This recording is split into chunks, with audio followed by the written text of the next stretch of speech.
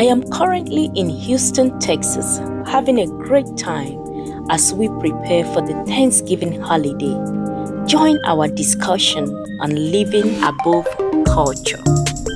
Happy Thanksgiving! Happy Thanksgiving! Happy Thanksgiving! Important conversation, and I'm very happy that we are now beginning to talk about this because a lot of times we, like you said, we've been here for quite some time now, for so long. The people back home, they have certain expectations of you, and they, for whatever reason, unfortunately, they expect you to act in certain ways, and they have had this expectation for the same people that are like us who are back home. And then when they see us behaving the other way around, differently, they get upset. It's like you are not, for example, among us Christians, it's like, okay, you are not doing this the way we are doing it back home, therefore you are a soft Christian. But they forget that we don't live there. Even just having conversation over there, just having conversation with someone, they may look at you as coming out rude. Sometimes but whereas it's not like that. For example, this is a classical example where you are speaking with from where I came from in Nigeria. When an elderly person is talking to you, you are not supposed to be looking at them eyeball to eyeball. But here in the United States, when I'm talking with a Caucasian American, they expect you to look at them eyeball to eyeball. That is a sign. Or if you don't, it's a sign of deception that you cannot be trusted. Exactly. Wow, But Africa is disrespecting. That is true. So to me, I feel this is a very important conversation because the people back home really need to have that awareness. They need to be conscious of it, that we are not living there. We are not, as long as what we are doing is not sinful, it's still pleasing the Lord, but we may not necessarily do it the same way that they are doing it. So those expectations need to be a little bit lessened.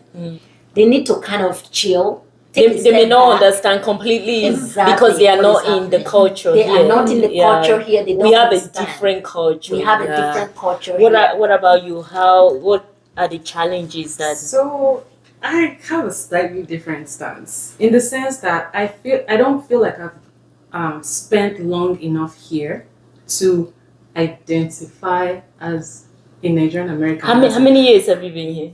9. That's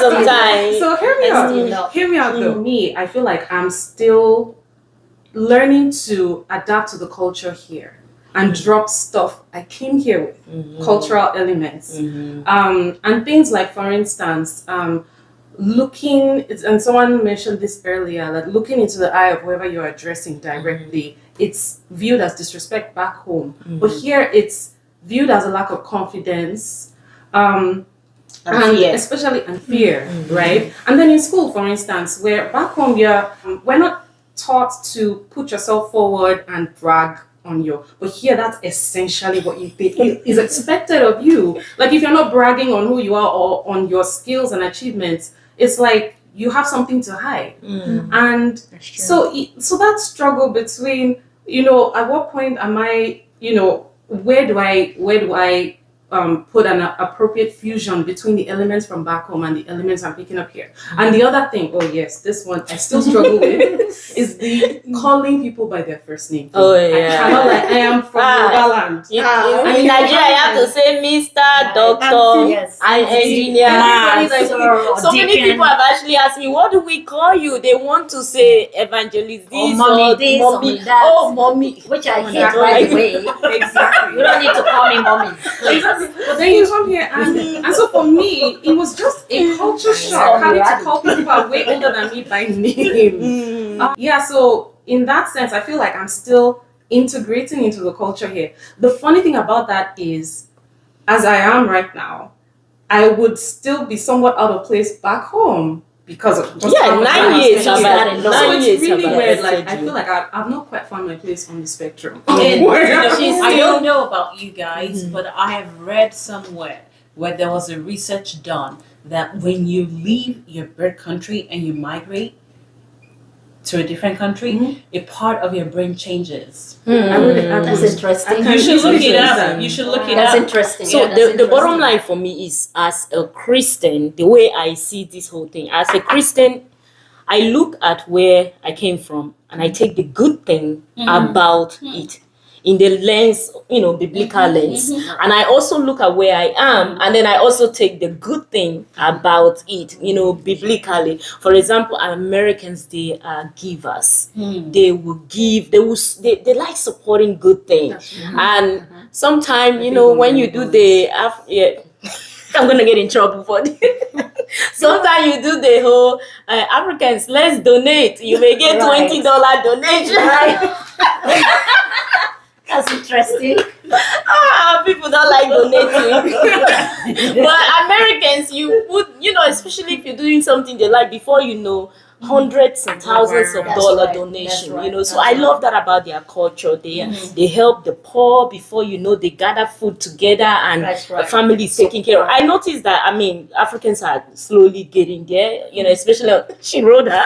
I mean, we're from Africa. And then the other thing, talking about, some of these things, when you said this event is at 1 o'clock, they are all going to be there, or a few minutes before the time. But when you tell an African that it is 1 o'clock, they're going to be there at 3 o'clock.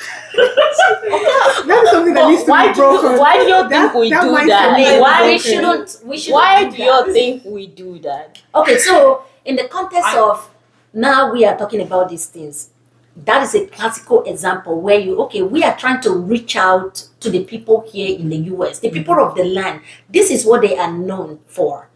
So if you are having an event or a church service and you said it is 1 o'clock, you need to make sure you ask your people to be there at 1 o'clock, because the folks that you have invited, they are going to be there by 1 o'clock. Yes. So these are some of the balance. I think we need to really understand what is happening in the culture and try to adapt to it as long as it's not sinful. Happy Thanksgiving, everyone! What are y'all thankful for? Oh, for being alive. Happy Thanksgiving! What are y'all thankful for? Friends and family. Happy Thanksgiving. What are y'all thankful for? My mom and my family. Happy Thanksgiving! What are you thankful for? Oh, I don't know. Your sexuality and your spirituality, are they separated? People masturbate. People touch other objects just to get aroused and then, satisfied with all these things. And even married women I'm are going to play a game, truth or dare, truth or dare. Let me see.